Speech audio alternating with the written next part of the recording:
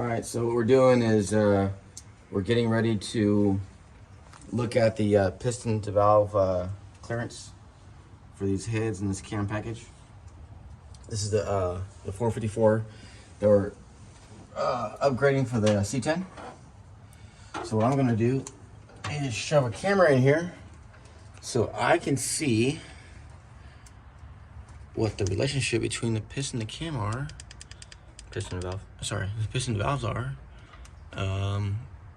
before they actually there's a piston right there. All right, so I just want to make sure that we're all good and we're not gonna have any issues.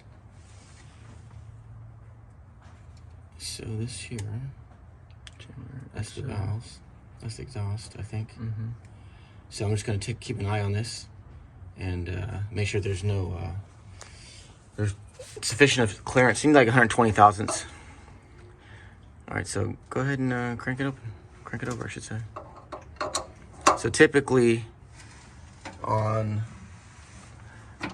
the exhaust stroke, one second, hold on. The piston is chasing the valve. So as it reaches top dead center, you'll see that the piston gets really close and the valve closes at the last second. So we're just gonna monitor that. The piston seems It's already at top dead, huh? It's pretty close. Almost there. Pretty close. Keep going. Yeah, we're good. We got plenty of space. We're good. All right, I'm satisfied with that. So our exhaust is good. So now we just got to do the same thing for the intake. If it was within 2/10 of an inch, what I would do is I would actually put on the mic the dial indicator and I would measure exactly what it was. But now I know we're a football field away, so I'm not worried about it hitting. But that was one thing that we had to do before we actually slapped the intake on. And I don't know if a lot of people check that stuff, but it'd be our luck that we would put it together and it would be too close. There's things that you can do to mitigate them touching, which is mess with the cam timing. But we installed this one straight up, so it should be. I mean, it's not a huge cam, so it shouldn't be an issue. But like I said, you never know. Yeah, it's always good to check. It's always good to check. So measure twice, cut once, right? So now with that done, we'll do the intake, make sure that one's good, and then if that's good, then we'll go ahead and put the intake on. And Andrew's been working hard today getting that done. Yeah. It's like he's about to go snowboarding. I am. You are, huh? When are you gonna go? Soon. When? When? I don't know. We'll figure it out. Okay, yeah. So anyways, that's where we're at now. So if this the other side's good, and then tonight we'll have the intake on, and then those push rods actually might work. Like the length? Yeah. Yeah, it looks good. So if that's the case, then we're even further ahead than I thought. So Richard would he's gonna like that. Heads look good on there too. Yeah, they look really good. So pretty They're good. so much lighter than the Oh, dude, those things are the cast iron ones. boat anchors over there. Got boat anchors. Yeah, it looks like something you'd find on a vessel. Big shit. So okay, well, I just wanted to capture that information while we're doing the build. It's important. So Andrew, what Those the hell, are dude? sexy. These headers were complete. What happened? He got mad. He hit it. I'm just kidding. They didn't fit. They were when we changed the head, some changed. So Well, it was already hitting the frame. it was, but Andrew built that, or that's how you guys found it? No.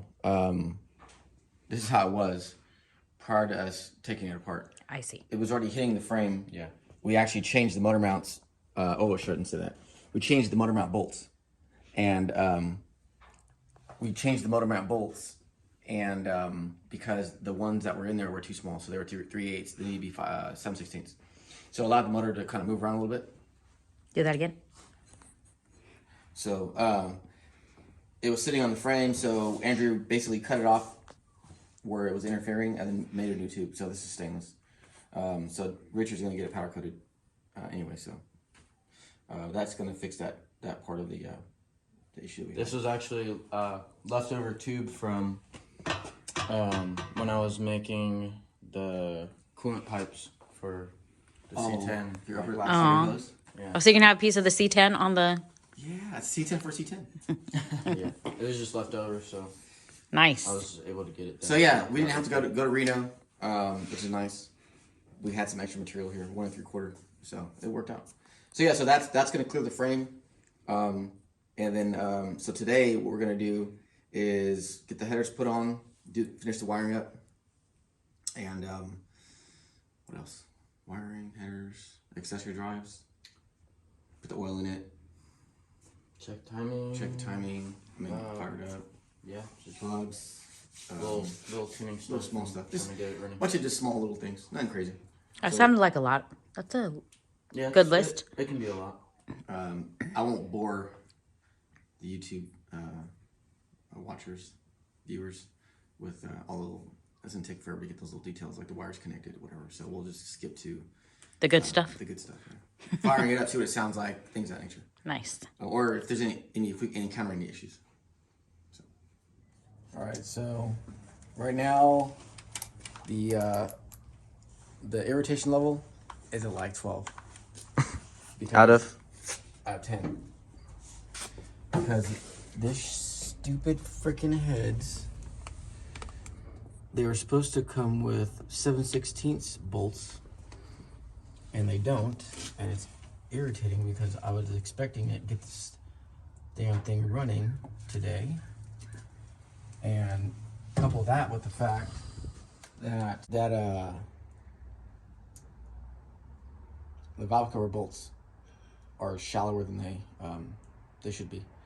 Looks like they didn't machine tap 1 or 2 to the bottom like they were supposed to.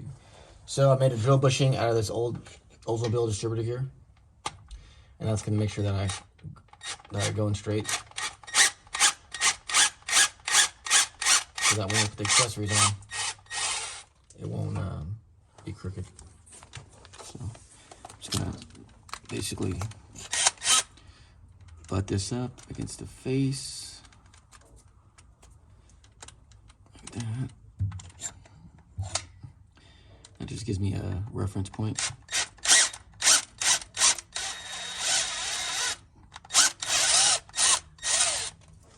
And I'll do this one here.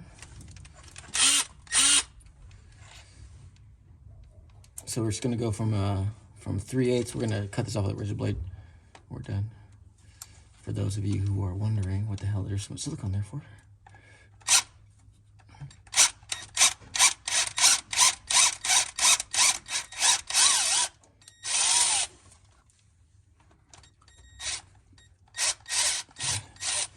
So that's 3 down, and then there's 4 total. So they did this one and this one were already drilled for 7/16, but this one was not.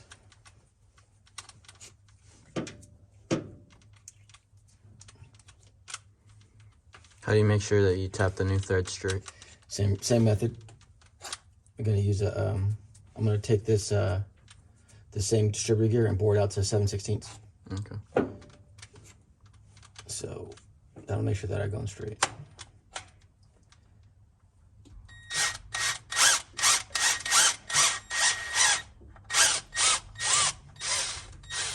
Okay, so that's one.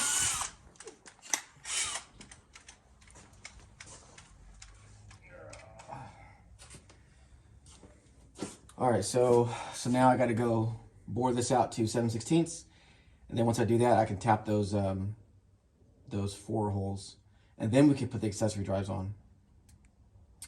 Man.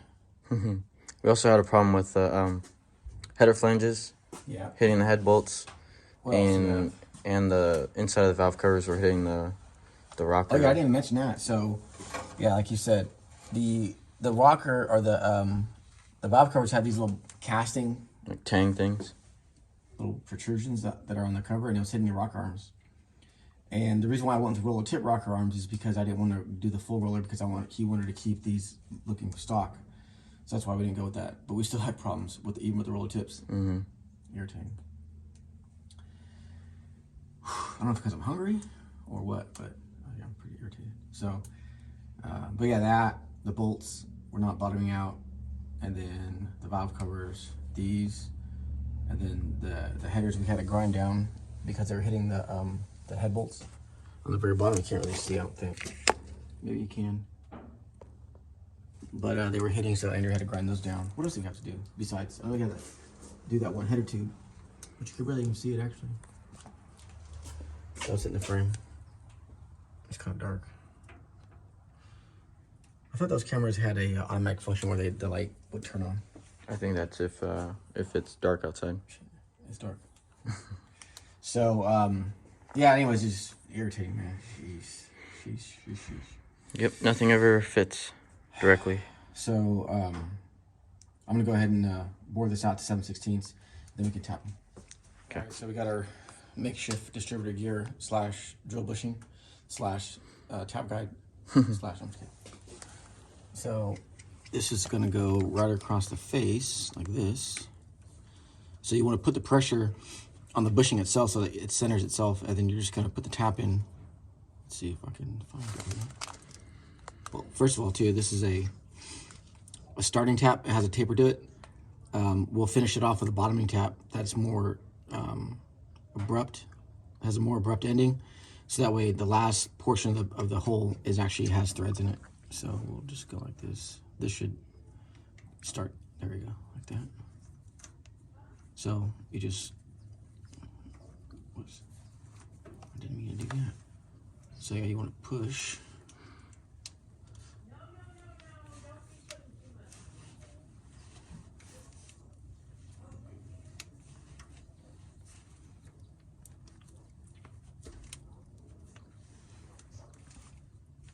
And once you get started, we're kind of self-centered. The hard part is getting it started. Back it out. Cut.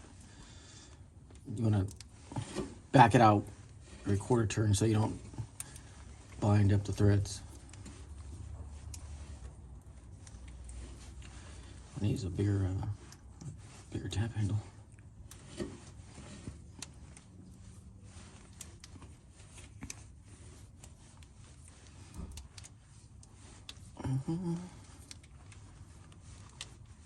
The drill that we use is a 352.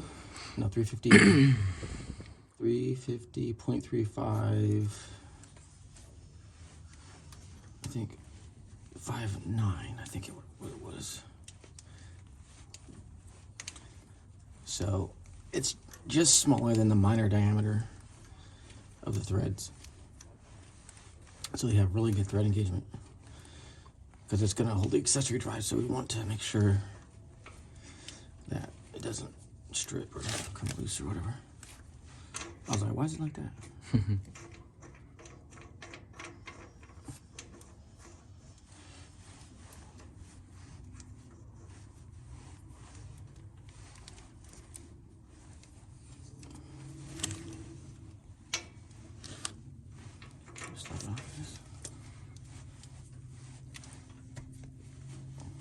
If it just broke, then you'd really be frustrated.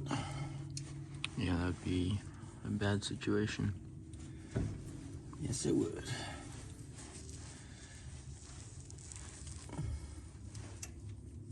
Have you ever broken a tap before? I'm sure I have. I never broke it to a point where I couldn't get it out. But it may be early in my career. May have. But usually you could tell, I mean... When it's gonna break? Yeah. If you gotta really put a lot of lead on it, really good, then it's probably, you're probably pushing too hard. So let me grab that other stud. Where's that stud at?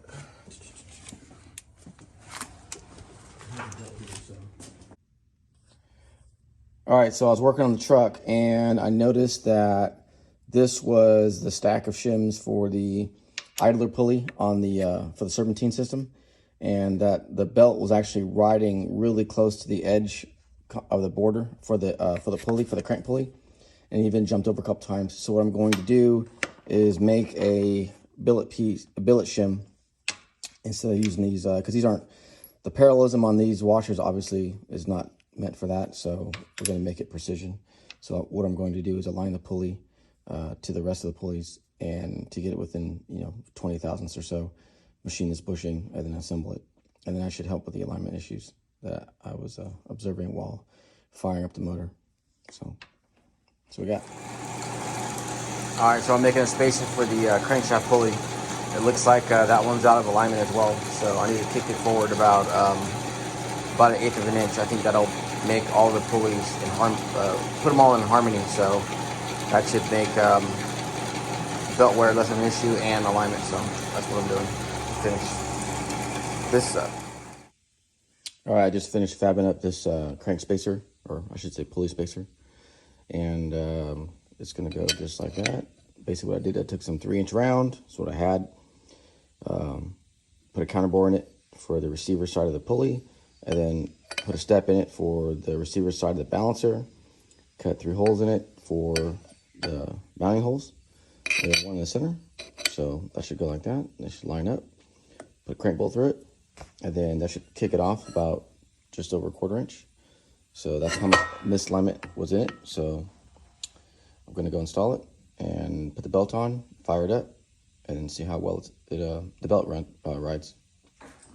All right, so we've reached a point where we can actually fire up the motor, let it run.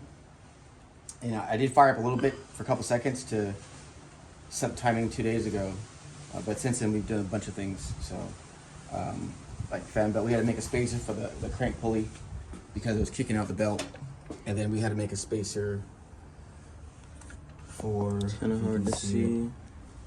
Yeah, You could tell it's spaced off. Yeah, and then there's another spacer for the idler pulleys that was back by, you know, 1/4 inch. Just stuff like that. Just like minor things, but things that can cause issues down the road. So I am going to fire it up. I gotta pull this cover off real fast so the exhaust doesn't end up in the cap.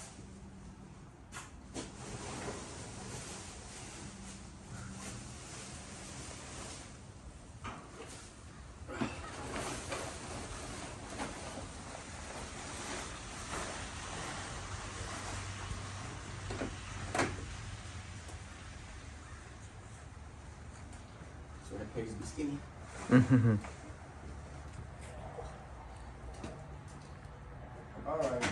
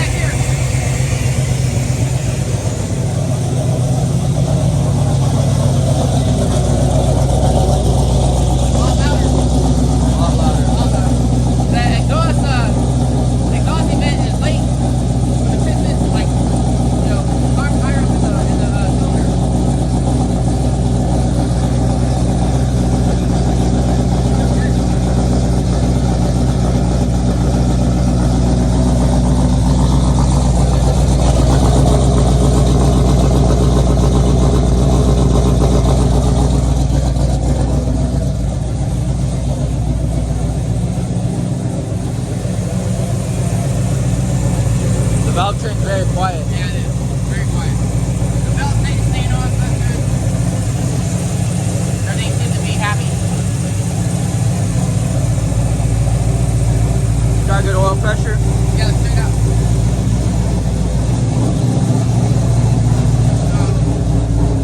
It's about 80.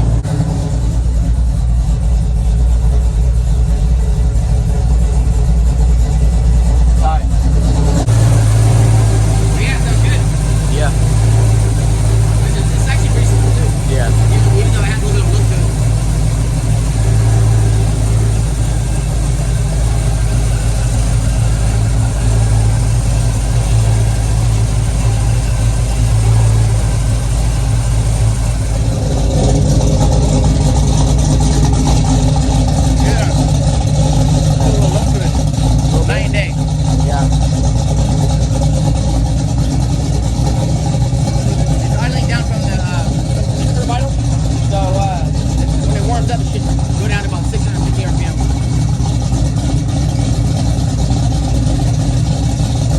good. Maybe it sound way chunkier. Yeah. There you go. Yeah. I think the issue with the dash possibly will be they grounded it to the block instead of to the chassis. So we'll run a ground from the block to the chassis and to the frame. We'll add a couple more ground to it because it's not supposed to be mounted in that location. Yeah. It sounds good. Sounds good, yeah.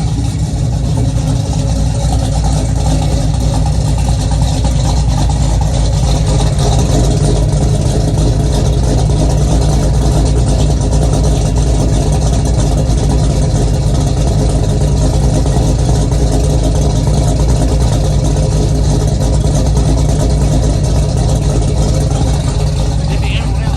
Yeah. It's crazy how much that exhaust event, how much impact it has on sound. Yeah. Right? Before, the exhaust valve was okay with the cylinder. Well, the chamber too. Most of the way down the cylinder, so the lion's share of the power is already been dissipated. Yeah. But when you open the valve, close to the top is where it has most of the energy. You get like really a higher, Deeper. deeper sound, higher pitch, more velocity. Also, that chamber on the stock heads were really bad. Yeah, yeah. I got about 30, not 30, I got about 25 degrees timing in it right now.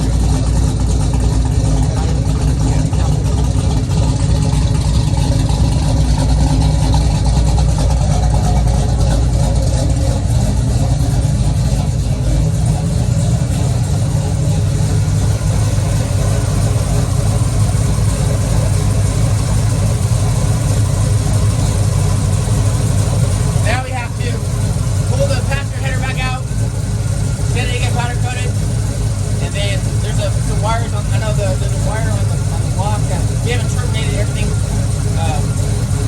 completely yet because we still got to pull the header back out.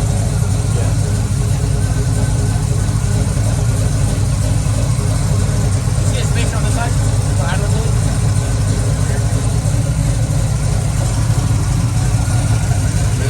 What's it? Oh, that one. Oh, that's nice.